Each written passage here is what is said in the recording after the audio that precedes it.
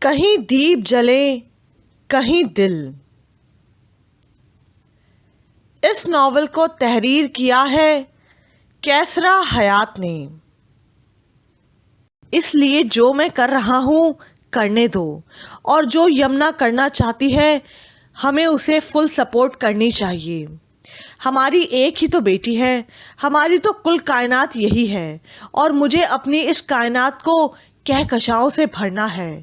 جمال صاحب نے قدرے جذباتی انداز میں کہا تو ایمن خاموش ہو گئیں۔ بیٹا، جو کام کرنے کا سوچو اسے بھرپور انداز میں کرنے کی کوشش کرو۔ اب جب کہ تم الیکشن میں حصہ لے رہی ہو تو یہ الیکشن تمہیں جیتنا ہے ہر صورت میں۔ تم اسٹوڈنٹس کی امید ہو، وہ تم پر اعتماد کر رہے ہیں، ان کے اس بھروسے کو توڑنا نہیں۔ بی کانفیڈنٹ، میں تمہارے ساتھ ہوں۔ مجھے پرنسپل نے فون کر کے تمہارے بارے میں بتایا تھا اور مجھے خوشی ہوئی تھی کہ تمہیں اسٹوڈنٹس نے نامزد کیا ہے۔ جمال صاحب نے مسکرا کر کہا، اوکے ڈیڈی، لیکن آپ وعدہ کریں آپ انتظامیہ پر کسی قسم کا پریشر نہیں ڈالیں گے۔ مجھ میں سچویشن ہینڈل کرنے کی کتنی پوٹینشل ہے مجھے اچھی طرح معلوم ہونا چاہیے۔ یمنا نے اپنا کھانا ختم کرتے ہوئے بڑے ٹھوس لہجے میں کہا، یقیناً مائی ڈیئر، میں بھی ہمیشہ اس بات کا قائل رہا ہوں کہ انڈیو فیور سے انسان وقتی کامیابی تو حاصل کر لیتا ہے، مگر اس کامیابی میں نہ تو عزت ہوتی ہے اور نہ ہی وقار۔ جمال صاحب نے کہا تو یمنا مسکرانے لگی۔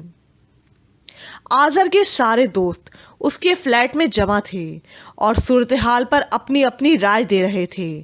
آذر بظاہر ان کی باتیں سن رہا تھا مگر اس کا ذہن کہیں اور تھا۔ وہ سگریٹ کی گہرے کش لگاتے ہوئے دیوار کی جانب دیکھ رہا تھا جہاں یمنا کا چہرہ بار بار نمودار ہو رہا تھا۔ یار آذر، اس الیکشن کو جیتنا تمہارے لیے ایک بہت بڑا چیلنج ہے۔ اسے جیت کر تم یمنا سے اپنی انسلٹ کا بدلہ بھی لے سکتے ہو۔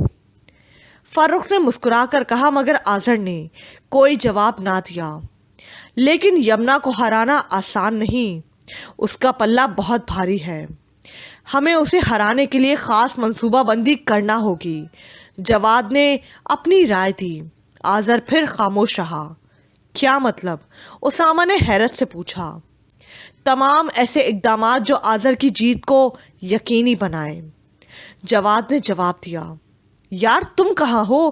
ہم تمہاری جیت کے پروگرام بنا رہے ہیں اور تمہیں کچھ خبر ہی نہیں۔ فرخ نے آذر کا کاندھا ہلاتے ہوئے کہا۔ کیا ہوا؟ آذر نے چونک کر پوچھا۔ واہ بھائی واہ، کمال بے خبری ہے جناب۔ تم الیکشن لڑنے جا رہے ہو اور تمہارا مقابلہ جس لیڈی ڈیانا سے ہے وہ انتہائی شارپ مائنڈڈ اور ویجیلنٹ ہے۔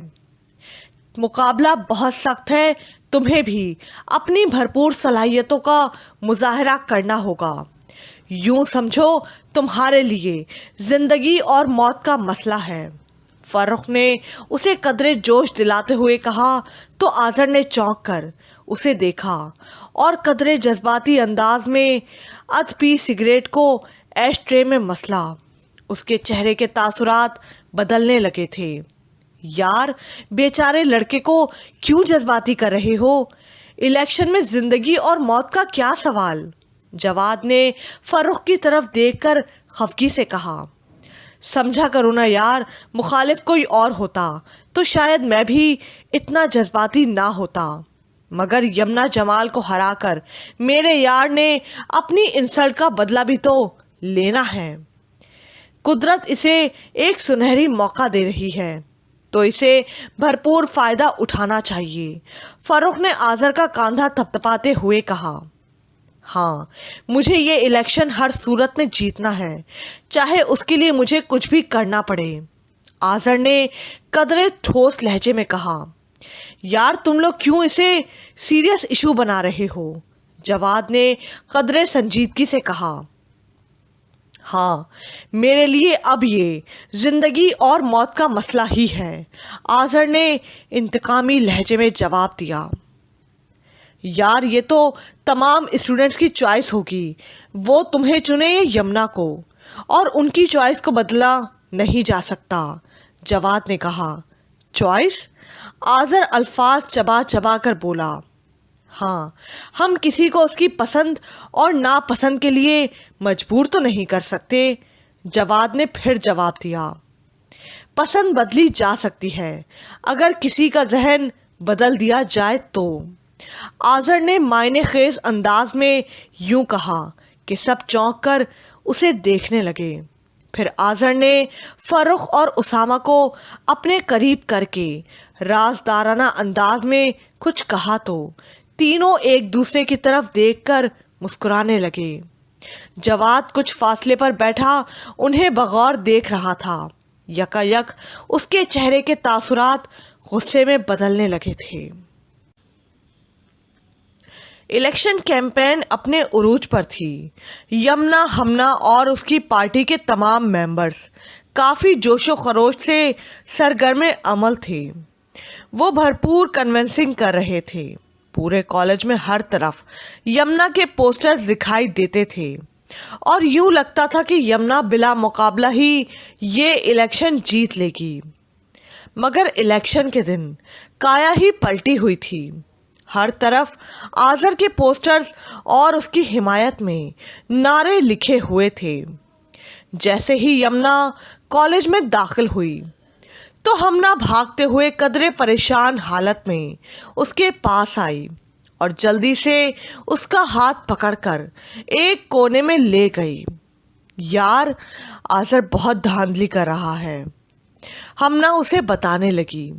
یمنا کے چہرے کے تاثرات بدلنے لگے۔ تمہارے پاس اس کا کیا ثبوت ہے؟ یمنا نے جلدی سے پوچھا۔ میرے پاس بہت اوتھینٹک ثبوت ہے، تم کالج کی انتظامیہ کو انفارم کرو، میں ثبوت پیش کر دوں گی۔ ہمنا اس کے کان میں سرگوشی کر کے اسے بہت کچھ سمجھانے لگی۔ ٹھیک ہے، تم جاؤ، اور جیسے ہی تم مجھے فون کرو گی میں فوراً تمہارے پاس پہنچ جاؤں گی، یمنا نے ہمنا سے کہا، اور دونوں وہاں سے چلی گئیں۔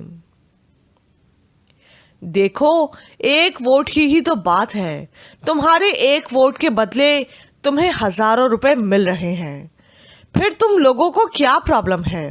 اور ویسے بھی ہم یہاں اس کالج میں کوئی ساری زندگی کے لیے تو نہیں ہے نا، یہ الیکشن تو ایک فن ہے، تم سب انجوائے کرو۔ یہ سب کہہ کر ان کی ایک mod squad class fellow Sehrish نے اپنے بیگ کی زپ کھول کر نوٹوں کی گڈیاں انہیں دکھائیں اور کہنے لگی، آذر کو یہ ووٹ دو اور یہ نوٹ لو۔ سہرش نے مسکرا کر کہا۔ گڈی دیکھ کر کئی لڑکیوں کی آنکھوں میں ہوس اور حرص کی چمک دکھائی دینے لگی۔ وہ کالج کے لان میں کونے میں جمع تھیں اور بڑی رازداری سے باتیں کر رہی تھیں۔ ہاں یار، ہمیں کیا ضرورت پڑی ہے کہ ہم اپنا قیمتی ووٹ یمنا کو دیں، ایک لڑکی نے کہا، اور سب نے اس کی ہاں میں ہاں ملائی۔ ہاں ٹھیک ہے، ہمیں ایک نہ ایک تو ووٹ دینا ہی ہے، چلو ہم سب آذر کو ہی ووٹ دیں گی، سب نے یک زبان ہو کر کہا۔ اور جیسے ہی سہرش ان میں روپے بانٹنے لگی تو ہمنا، یمنا اور پرنسپل نے پیچھے سے آ کر اس لڑکی سہرش کو رنگے ہاتھوں پکڑ لیا۔ تمام لڑکیاں بھی گھبرا گئیں۔ مس سہرش، یہ سب کیا ہو رہا ہے؟ آپ ابھی اور اسی وقت میرے آفس میں آئیں، پرنسپل نے غصے سے اسے کہا۔ تو وہ حیران رہ گئی کہ یہ لوگ کہاں سے آ گئے، اور آپ اسٹوڈنٹ سے مجھے یہ امید نہیں تھی کہ ایک کالج ایکٹیویٹی کو بھی آپ بزنس بنا دیں گی۔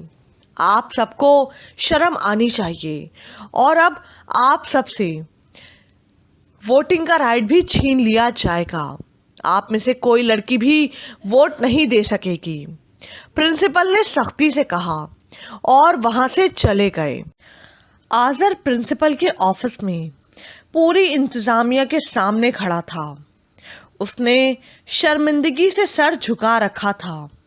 مسٹر آذر، ہم نے تمام انکوائری کے بعد یہ فیصلہ کیا ہے کہ اب آپ الیکشن میں حصہ نہیں لے سکتے اور آپ کو الیکشن کے ساتھ ساتھ کالج سے بھی ایکسپیل کیا جاتا ہے۔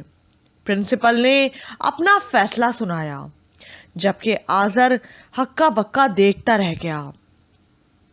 اس کی آنکھوں کے سامنے اندھیرا چھانے لگا۔ یمنا الیکشن جیت چکی تھی، وہ بہت خوش تھی۔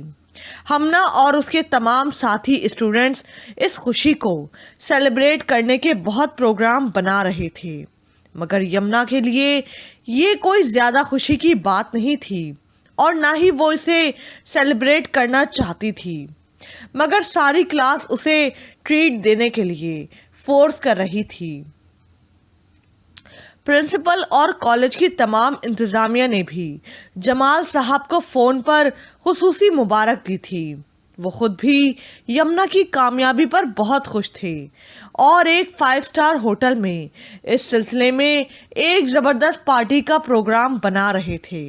انہوں نے جب یمنا سے اس کا ذکر کیا تو وہ ناراض ہونے لگی۔ ڈیڈی، یہ کوئی اتنی بڑی اچیومنٹ تو نہیں جسے اتنے بڑے پیمانے پر سیلیبریٹ کیا جائے، یمنا نے باپ سے کہا۔ بھائی، چیمبر کے پریزیڈنٹ کی بیٹی نے کالج الیکشن میں کئی کینڈیڈیٹ کو ہرا کر کامیابی حاصل کی ہے، تو کیا یہ کوئی معمولی بات ہے؟ جمال صاحب نے قدرے فخریہ انداز میں کہا۔ کئی نہیں، صرف ایک کینڈیڈیٹ آذر عظیم کو، وہ جسے الیکشن سے پہلے ہی ڈیٹین کر دیا گیا تھا، اور ظاہر ہے اسٹوڈنٹ نے اس صورت میں صرف مجھے ہی چوز کرنا تھا، یمنا نے صاف گوئی سے بتایا۔ کیا آذر عظیم کو کالج سے ایکسپیل کر دیا گیا ہے؟ جمال صاحب نے پوچھا۔ ہاں، لیکن ڈیڈی، کالج مینجمنٹ نے اس کے ساتھ زیادتی کی ہے، اسے ایک موقع تو دینا چاہیے تھا۔ اس کی اسٹڈیز ختم ہو گئیں، وہ یقیناً ڈپریشن میں چلا جائے گا، اس نے قدرے فکر مندی سے کہا۔ پھر تم کیا چاہتی ہو؟ انہوں نے پوچھا۔ میرا خیال ہے اسے ایک موقع ملنا چاہیے، اور اگر پھر وہ ایسی کوئی حرکت کرتا ہے تو پھر اسے ایکسپیل کرنا چاہیے، یمنا نے جواب دیا۔ کیا تمہاری اس کے ساتھ فرینڈشپ ہے؟ جمال صاحب نے پوچھا۔ بالکل بھی نہیں، اور ویسے بھی بات فرینڈشپ کے نہیں، اصول کی ہے، یمنا نے ٹھوس لہجے میں کہا۔ تمہارے خیال میں مجھے مینجمنٹ سے اس سلسلے میں کوئی بات کرنی چاہیے؟ جمال صاحب نے استفہامیہ لہجے میں پوچھا۔ آپ بتائیں، اگر تو آپ اس بات کو ٹھیک سمجھتے ہیں تو ضرور بات کیجیے، ورنہ نہیں، یمنا نے قطعیت سے کہا تو جمال صاحب اس کی بات سن کر سوچ میں پڑ گئے۔ ردا لاؤنج میں صوفے پر بیٹھی چاکلیٹس کھاتے ہوئے کارٹون نیٹ ورک دیکھ رہی تھی۔ اس نے اپنے لمبے بالوں کی 2 چوٹیاں کر رکھی تھیں۔ فہم آفس سے واپس آیا اور ردا کو کارٹونز دیکھتا پا کر مسکراتے ہوئے اس کے قریب ہی بیٹھ گیا۔ ارے، میں تمہارا یونیورسٹی میں ایڈمیشن کرانے کا سوچ رہا ہوں اور تم ابھی تک کارٹونز کی دنیا سے ہی باہر نہیں نکلی، فہم نے مسکراتے ہوئے کہا۔ فہم بھائی، بہت دلچسپ کارٹون ہے، آپ بھی دیکھیں نا، بہت مزہ آتا ہے، ردا نے مسکراتے ہوئے کہا تو فہم محبت سے اس کی طرف دیکھنے لگا۔ اسی اثنا میں ڈور بیل بجی۔ ملازمہ نے جا کر دروازہ کھولا تو خاور کی امی کسی بڑی بی کے ساتھ آئی تھیں۔ زاہدہ ان دونوں کو لیے لاؤنج میں آئی تو فہم اور ردا انہیں دیکھ کر حیرت سے کھڑے ہو گئے۔ آنٹی، ارے آپ! دونوں سروت آنٹی کو اچانک دیکھ کر حیرت زدہ ہو گئے۔ ارے بیٹا، تم اتنی اچھی لگیں کہ میں سروت بہن کے ساتھ ملنے چلی آئی، جلدی میں فون بھی نہ کر پائی۔ سروت کے ہمراہ روہیل کی ماں جی تھیں جو کسی خاص غرض سے آئی تھیں۔ انہوں نے اس کی پیشانی چومتے ہوئے کہا، آئیں آئیں، میں مما کو بلاتی ہوں، ردا نے جلدی سے کہا۔ آپ لوگ تشریف رکھیے، فہم نے ان دونوں کی طرف دیکھتے ہوئے کہا تو دونوں مسکراتے ہوئے بیٹھ گئیں۔ اتنے میں ردا ماں کو لیے لاؤنج میں آ گئی۔ بیٹا زاہدہ سے کہو کہ وہ اچھی سی چائے بنا لائے اور تم پہلے پانی پلا دو۔ خدیجہ نے ردا کو ہدایت دی اور مسکرا کر مہمانوں کی طرف بڑھیں۔ ارے تکلف نہ کیجیے، ماں جی نے مسکرا کر کہا اور ردا کوئی بات نہیں آنٹی کہہ کر پانی لینے چلی گئی۔ معذرت چاہتی ہوں کہ آپ کے جواب کا انتظار کیے بغیر ہم لوگ آ گئے، ثروت نے کھنکارتے ہوئے اپنے آنے کا مقصد بتایا۔ اس میں ان کا نہیں، میرا ہی قصور ہے، میں نے ہی انہیں مجبور کیا۔ دراصل آپ کی بچی میرے دل میں ایسی سمائی کہ کیا بتاؤں، دل چاہتا ہے کہ فوراً اسے اپنی بہو بنا کر گھر لے آؤں۔ ماں جی جلدی سے بولیں تو خدیجہ بیٹے کی طرف دیکھنے لگیں۔ آنٹی، ہم آپ کی خواہش کا احترام کرتے ہیں، مگر ردا کو یونیورسٹی میں پڑھنے کا بہت شوق ہے اور ابھی تک ردا کی ایسی کوئی خواہش نہیں جو میں نے پوری نہ کی ہو۔ فہم نے بڑی رسانیت سے ان سے کہا، بیٹا کیا آپ محض اس کی تعلیم کی وجہ سے سوچ میں پڑے ہیں یا کوئی اور بات ہے؟ ماں جی نے جلدی سے اس سے پوچھا۔ جی ہاں، خاور اور یاور نے بھی مجھ سے آپ کے بیٹے کے بارے میں بات کی تھی، دونوں نے اس کی بہت تعریف کی ہے، خود مجھے بھی وہ اچھا لگا، لیکن پہلے میں ردا کی خواہش پوری کرنا چاہتا ہوں۔ اگر آپ اس کی تعلیم مکمل ہونے تک انتظار کر سکتی ہیں تو ٹھیک ہے۔ فہم نے ماں کی طرف دیکھ کر کہا، بیٹا میں نے خود ساری زندگی ٹیچنگ کی ہے اور تعلیم کو بہت اہمیت دیتی ہوں۔ ردا شادی کے بعد بھی پڑھ سکتی ہے، ہماری طرف سے اس پر ذرا سی بھی پابندی نہیں ہوگی، میں خود یونیورسٹی میں اس کا ایڈمیشن کرواؤں گی۔ ماں جی نے ایک دم خوش ہو کر کہا، بہن شادی کے بعد لڑکی بہت سی گھریلو ذمہ داریوں میں الجھ کر رہ جاتی ہے، ایسے میں تعلیم جاری رکھنا بہت مشکل ہو جاتا ہے، آپ تھوڑا انتظار کر لیں۔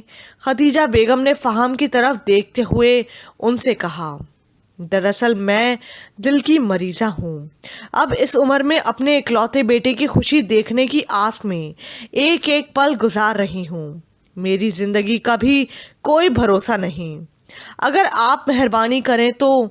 ماں جی نے جذباتی انداز میں نم آنکھوں سے کہا تو خدیجہ فکر مندی سے بیٹے کو دیکھنے لگیں۔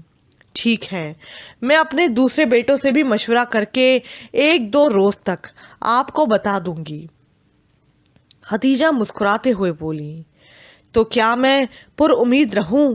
ماں جی نے مسکراتے ہوئے پوچھا تو وہ صرف ایک گہری سانس لے کر خاموش ہو گئی۔ اس روز خدیجہ بیگم کسی کام سے شمیلہ کے کمرے میں جانے لگیں، مگر دروازے پر پہنچ کر رک گئیں۔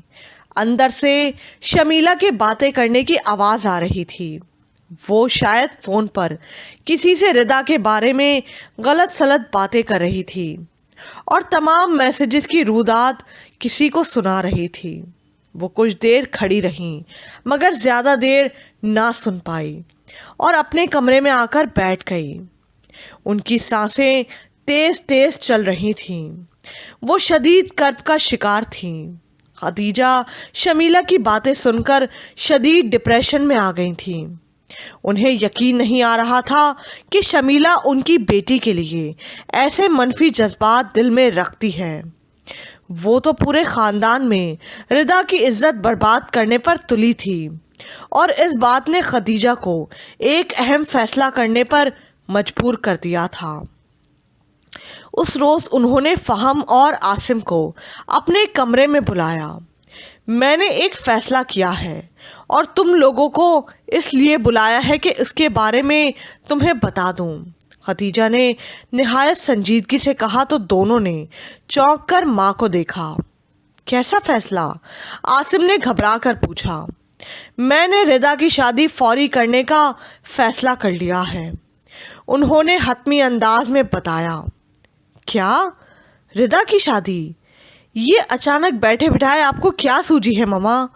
आसिम ने इंतहाई हैरत से तकरीबन चिल्लाते हुए कहा, ममा ये आप क्या कह रही हैं? रिदा तो अभी यूनिवर्सिटी में एडमिशन ले रही है।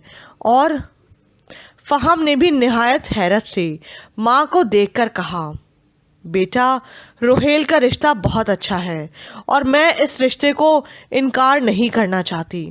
उन्होंने उसकी तरफ बगौर देखकर कहा, क्या दुनिया में सिर्फ यही एक रिश्ता है? अगर आपने उससे इनकार कर दिया तो क्या रिदा की कहीं और शादी नहीं होगी? आसिम ने खफगी भरे लहजे में कहा, बेटा मुमकिन है कि अच्छा लड़का मिल जाए, लेकिन रोहेल की माँ जी जितनी मोहब्बत और चाहत से ये रिश्ता मांग रही हैं, उन्हें इनकार करने को मेरा दिल नहीं चाह रहा। इतनी इज्जत और कदर करने वाले लोग बहुत कम मिलते हैं। नाकदरी हीरे जैसी लड़कियों को भी कंकर बना देती है। इसलिए मैंने ये फैसला बहुत सोच समझ कर किया है। खतीजा ने दिलसोज अंदाज में कहा, क्या आपने रिदा से पूछा है? आसिम ने हैरत से कहा, मैं उसे मना लूँगी। खदीजा ने गहरी सांस लेकर कहा, और हातिम भाई? आसिम ने गुस्से से कहा, उसका भी यही फैसला होगा। उन्होंने यकीन से कहा, फ़हम भाई क्या आप अम्मा के इस फैसले को सही समझते हैं?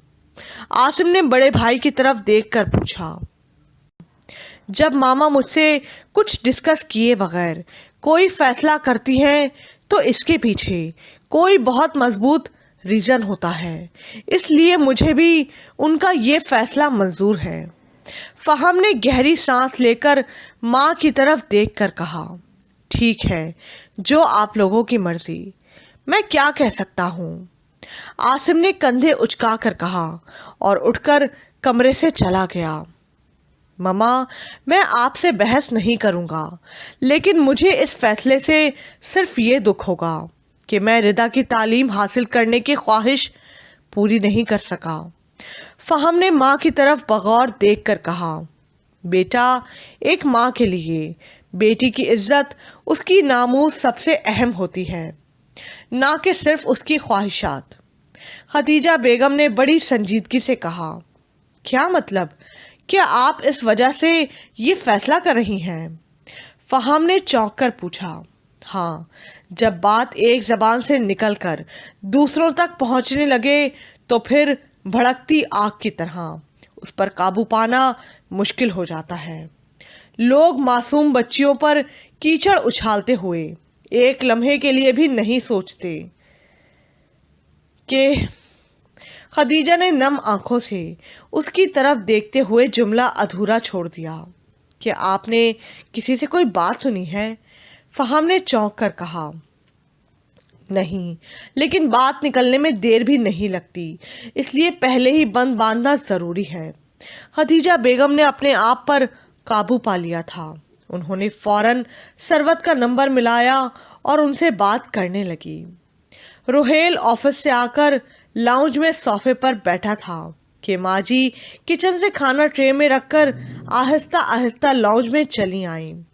रोहेल जल्दी से उठा और उनके हाथ से ट्रे पकड़ने लगा। माँ जी, आपने मुझे क्यों नहीं कहा?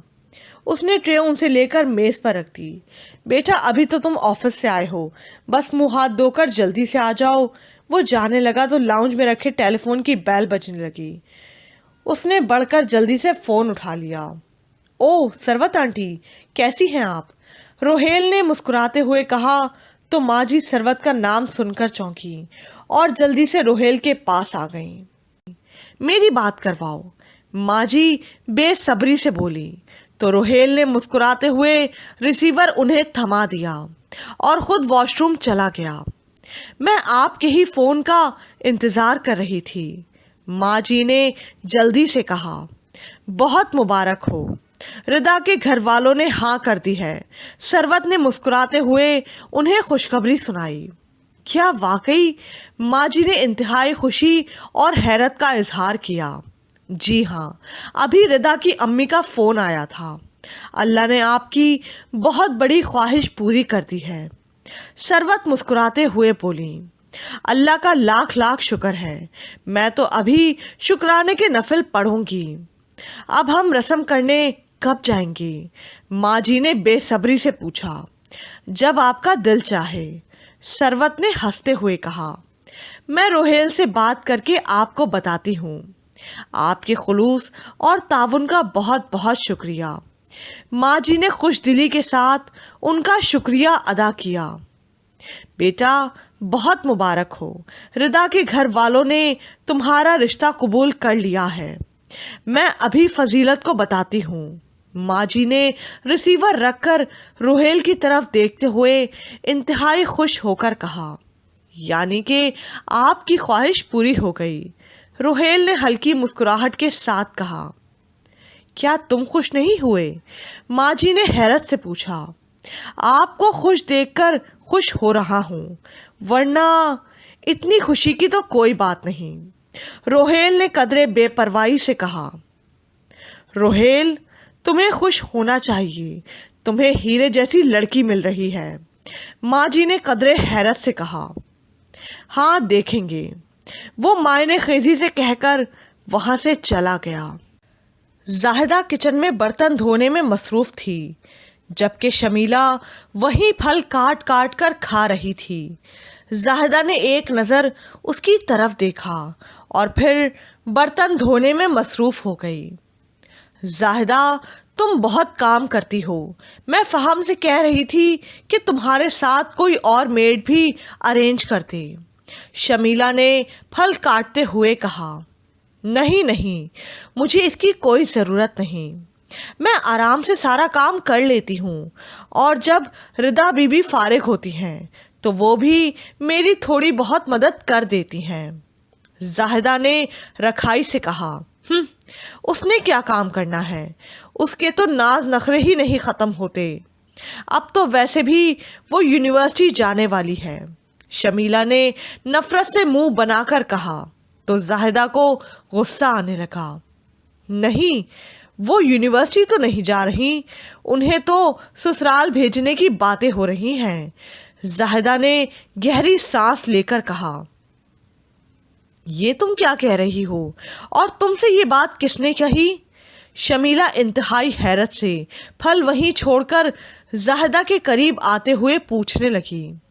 بیگم صاحبہ نے مجھے خود بتایا ہے کہ ایک بہت اچھا رشتہ آیا ہے، اور وہ بھی جلد از جلد ردا بی بی کی شادی کا سوچ رہی ہیں، اس نے مسکراتے ہوئے کہا تو شمیلہ کے چہرے پر خفگی کے تاثرات نمایاں ہونے لگے۔ اچھا، مجھے اور فہم کو اس بات کی کوئی خبر نہیں، شمیلہ نے منہ پھلا کر کہا۔ نہیں نہیں، فہم بھائی اس بات کو جانتے ہیں، وہ اس وقت بیگم صاحبہ کے پاس ہی بیٹھے تھے جب وہ مجھے بتا رہی تھیں، زاہدہ نے بتایا تو شمیلہ کو اس پر بہت غصہ آیا اور وہ سب کچھ وہیں چھوڑ کر کچن سے باہر چلی گئی۔ زاہدہ نے برا سا منہ بنا کر اسے دیکھا اور پھر برتن دھونے لگی۔ شمیلہ انتہائی جھنجھلاہٹ میں اپنے کمرے میں پاؤں پٹکتے ہوئے آئی تھی، اس کا چہرہ غصے سے سرخ ہو رہا تھا۔ زاہدہ کی باتیں سن کر اس کا خون کھول رہا تھا۔ اس نے موبائل لے کر ریحانہ کا نمبر ملایا اور غصے سے ہیلو کیا۔ شمیلہ، سب ٹھیک تو ہے نا؟ ریحانہ نے گھبرا کر پوچھا۔ ماما، آپ ہر بات میں مجھے جھوٹا کہتی ہیں اور مجھے ہی کمپرومائز کرنے کو کہتی ہیں، لیکن اس گھر کے لوگ مجھے کیا سمجھتے ہیں یہ مجھے آج پتہ چل گیا ہے، اس نے روحانسی ہو کر ریحانہ سے کہا۔ شمیلہ، تم یہ کیا باتیں کر رہی ہو؟ کیا ہوا ہے؟ ریحانہ نے انتہائی حیرت سے پوچھا۔ اس گھر میں میری حیثیت ایک ملازمت جتنی بھی نہیں، شمیلہ انتہائی غصے سے کہہ کر سسکیاں بھرنے لگی۔ کیا اول فول بک رہی ہو؟ ریحانہ نے خفگی سے کہا۔ گھر میں ردا کی شادی کی باتیں ہو رہی ہیں اور مجھے کسی نے بتانا تک گوارا نہیں کیا۔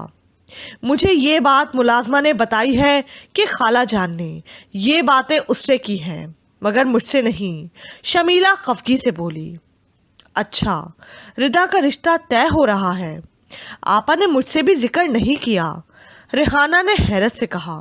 دیکھا آپ نے، ہماری یہ اوقات ہے، شمیلا نے آگ بگولا ہوتے ہوئے کہا، بیٹا اس میں ضرور کوئی بات ہوگی، وہ بتا دیں گی تمہیں۔ تم گھر کی بہو ہو، تمہیں بتائے بغیر وہ کیسے رشتہ طے کر سکتی ہیں؟ انہوں نے گہری سانس لے کر اسے سمجھاتے ہوئے کہا، ہاں آپ نے تو ہمیشہ انہی کی سائیڈ لینی ہے۔ وہ غصے سے بڑبڑائی اور موبائل آف کر دیا۔ وہ شدید غصے کے عالم میں تھی کہ کمرے کا دروازہ کھلا اور فہم اندر داخل ہو گیا۔ شمیلا کا موڈ آف دیکھ کر وہ چونکا اور اس کے پاس ہی آ بیٹھا۔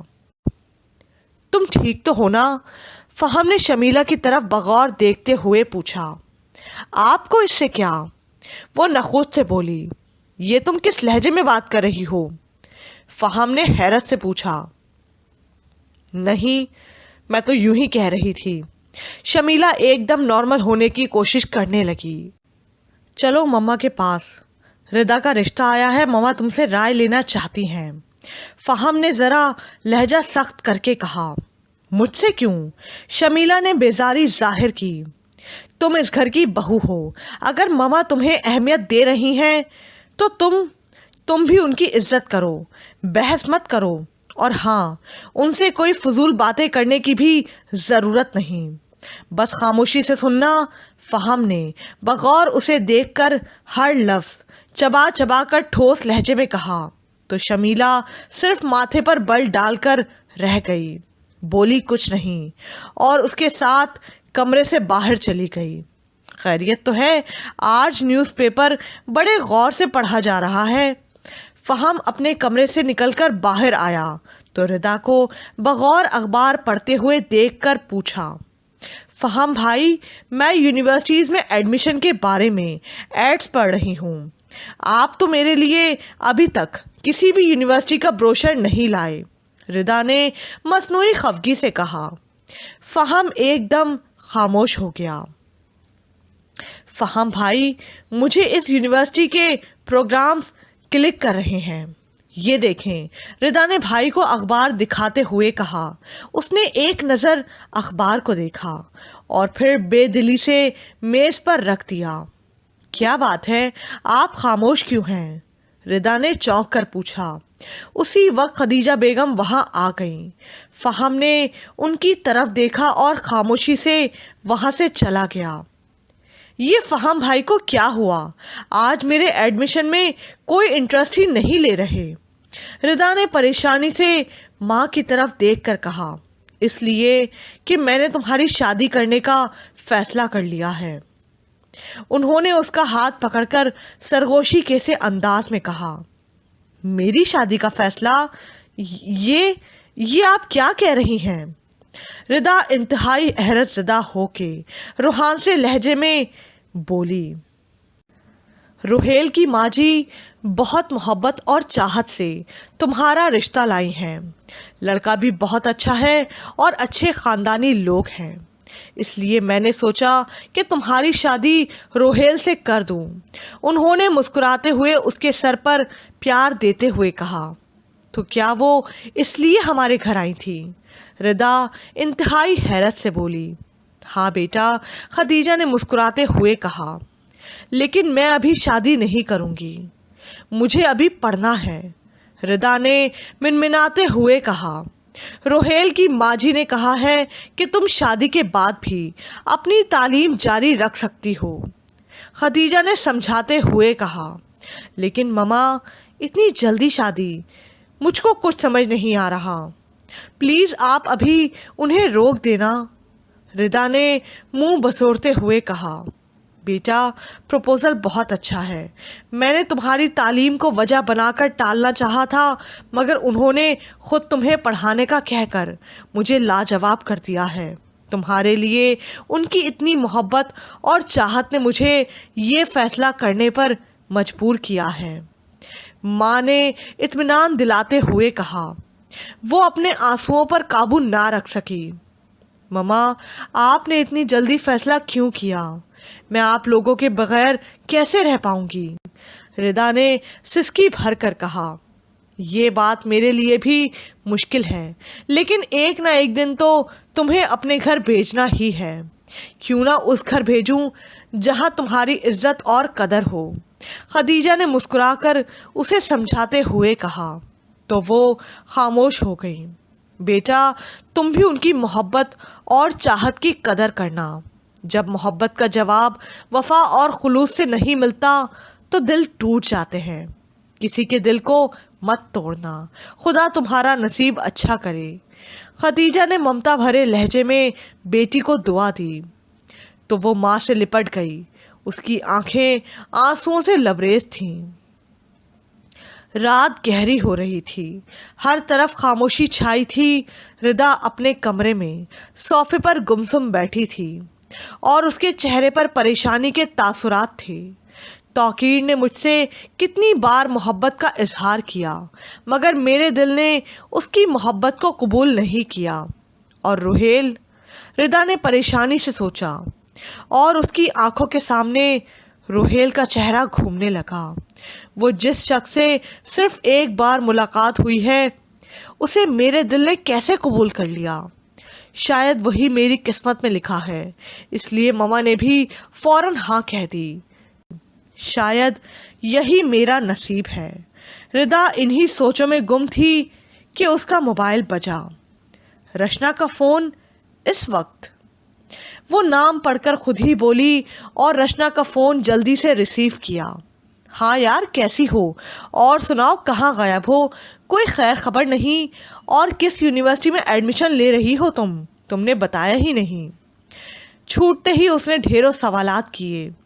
کسی بھی یونیورسٹی میں نہیں، ردا نے آہستہ آواز میں اسے بتایا۔ کیوں؟ رشنا نے چونک کر پوچھا۔ ماما میری شادی کا پلان کر رہی ہیں، ردا نے بیزاری سے بتایا۔ تمہاری شادی؟ وہ حیرت سے چلاتے ہوئے بولی۔ یہ تو بہت بڑا سرپرائز ہے، تم نے کوئی ذکر نہیں کیا؟ رشنا حیرت زدہ ہوتے ہوئے بولی۔ مجھے تو خود سمجھ میں نہیں آ رہا یہ سب کیا ہو رہا ہے۔ ردا سہیلی کو تفصیل بتانے لگی اور وہ بہت متجسس ہو کر سننے لگی۔ اس کا مطلب ہے لڑکے سے زیادہ اس کی ماں کا دل تم پر آیا ہے۔